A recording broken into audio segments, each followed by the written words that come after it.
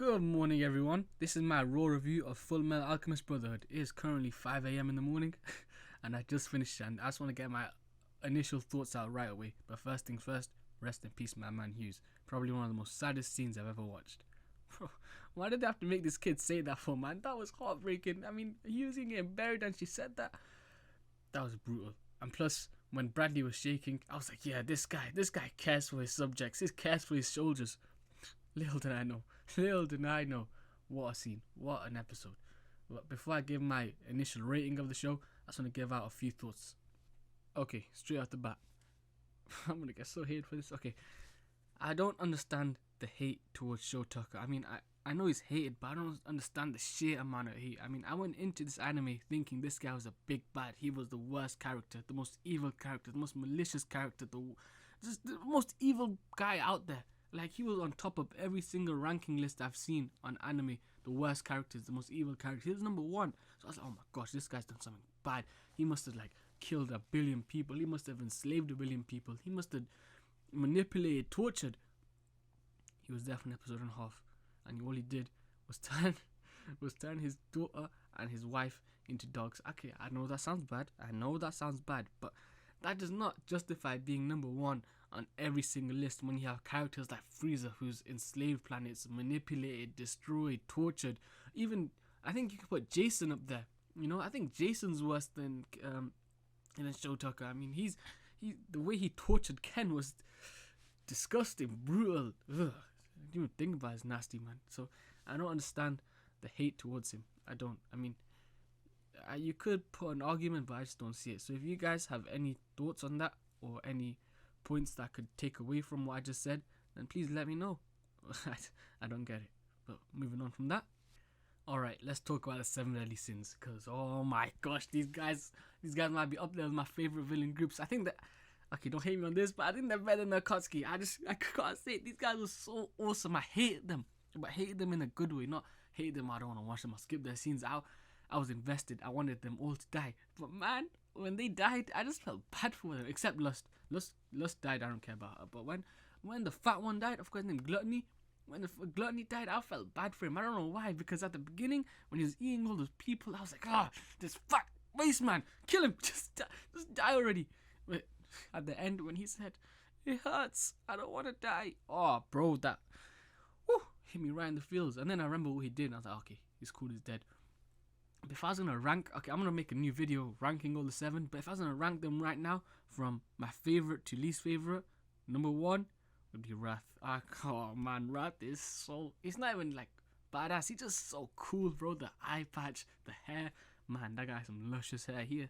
Just, oh yeah, I watched this in dub, so the voice acting, perfection. But one thing I didn't like about Wrath is how he died. It was so peaceful. He did not deserve such a peaceful death. I'm sorry, but the stuff he did throughout his tenure did not deserve peace, man. He was just like, I lived a good life. Bro, you flipping destroyed.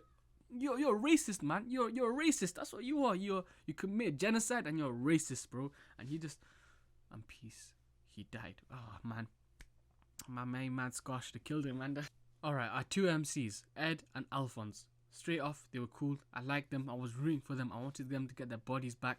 But man, I just gotta nitpick a little bit. And I just gotta say, why were they so weak? I mean, at the beginning episodes when they fought the Ice Alchemist and the Priest, you know, they were strong. They were battering him. But when they got to the stronger opponents, they were getting their butts whooped, man. Like, they were getting destroyed. That's not even funny, man. It was hard to watch, and you know, especially against the 7 deadly sins. Other than Pride, when Ed fought Pride, that was a good fight, that was a good battle. But other than that, when they fought them, it was just like there was no hope. You already knew what was gonna happen. They're gonna get beaten up, or someone's gonna come save them, you know.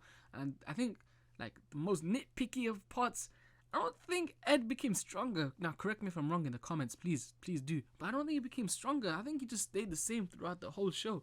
Like, I didn't see any progression in his strength or anything. I mean, he did get new arms, you know, the upgrades. I don't even know if you call them upgrades. He became lighter, but his punches became less stronger. He had less strength in his punches, what I'm trying to say, but he did become faster. And Alphonse, oh man, listen, I like him. He's cool. Oh yeah, I watched it in dub. I gotta reiterate that. I watched it in dub. His voice was so annoying. voice was so annoying. It sounded like he was whining half the time. Not even half the time, all the time. Even when he was being sincere, it sounded like he was whining. When he was being nice, it sounded like he was whining. Nothing against the guy. His story is pretty good. But I just had to skip his scenes, man. The only time I didn't skip his scenes was when he was with his brother. That's the only time I didn't skip, because that was like heartfelt. But what he kept talking about was the food he's gonna eat when he got his body back, and like trying to make Ed understand the pain he went through. That arc where he thought he wasn't a real person, that was grinding me up, man. I hated that much. So I hate that arc so much, because it made no sense, bro. It made zero sense. I ain't gonna let another monster talk to you like that, get into your head like that. That was bad. But what else I gotta say? Oh yeah, Ed's a waste man for talking to his dad like that, for treating his father the way he did. Like, his dad did nothing wrong. I mean, at the beginning we saw flashbacks, but it was a false narrative because he saw it through Ed's eyes. And what we saw through Ed's eyes, he's a bad guy. He was uncaring for his children. He walked off. But we saw further down the line of how caring he was, of how much of a father he wanted to be. So Ed, you're a waste man. But speaking of fathers, father, what do I even say about father, man? A disappointment. He was a disappointment, man. I'm sorry. He was disappointing. He was only there for 3 episodes at the end, and he just got his butt whooped when he got his brand new form. When he held the sun in his hand, he had the power of his sun. I think it was about 30 seconds he had it, and it was just gone. Okay, let's start from the beginning. When we first saw him in that little glimpse, I didn't know who it was, but he looked scary. So I was like, cool, that's cool. But when we got throughout the show, I was getting so hyped. I was like, yo, man, when Alphonse and Ed finally meet this guy, they're gonna be like, yo, it's my dad, it's our dad. But bro, they interacted for like a minute, and Ed was just like, oh, you're my dad. Alphonse, oh my gosh, you're my dad. And then Ed was just like, oh, you're my dad. That was kind of lackluster, I'm not gonna lie. But man, okay, let's just calm down a little bit. When we started the show, we were watching 2 brothers trying to get their body back, and by the end of the show, we saw a big, really big shadow of a man coming out the earth and trying to take power from the moon. I don't know what I was watching. It was crazy. I was like, oh man, there's no way. Maybe Ed's gonna get a power up and destroy him. No. Ed's father's the hero of this story, which is, it's cool. I liked him. He was brilliant. But father, man, I had such high hopes for you. I thought you were going to be some badass, but nah, you got your butt whooped by a little kid. And speaking of little kid, when Ed fought father at the end, and everyone was like, yeah, go Ed. Why was no one helping him? It was literally a one-on-one fight. Father was on his knees. He was like on the brink of collapse, and Ed was fighting with his heart and soul. And yet, everyone around was rooting for him. Why are you rooting for him for? Just go help him. Go help him, punch him, do something, destroy him. Like, just gang up on him and beat him up. I did not understand that, man. But yeah, father, lackluster villain. I'm sorry.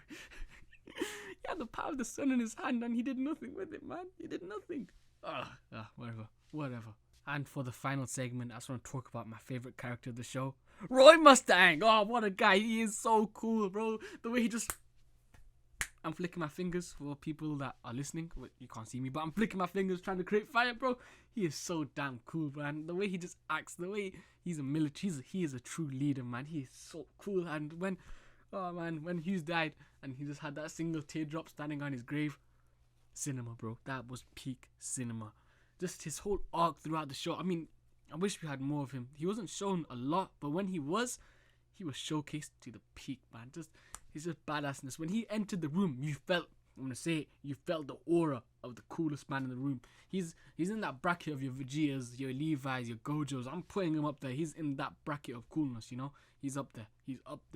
And man, when he went blind, when he lost his sight, oh bro, I felt that was horrendous. That was like when Gojo got sealed, when Eren died. That was that kind of emotion. I was like, no, not my goat, bro, not my goat. That's how much I like this character. He was one of the best. He was one of the best in the show. He is the highlight of the show. And also another highlight of the show, my man Armstrong.